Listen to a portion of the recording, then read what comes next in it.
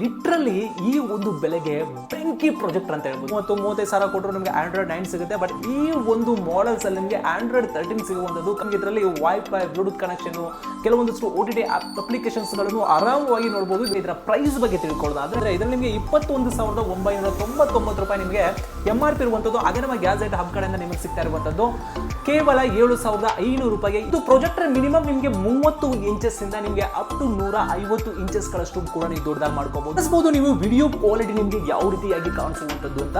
So ಈ ಒಂದು ಬೆಲೆಗೆ ಬೆಂಕಿ ಕ್ವಾಲಿಟಿ ಒಂದು ಪ್ರೊಜೆಕ್ಟರ್ ಅಂತ ಹೇಳ್ಬೋದು.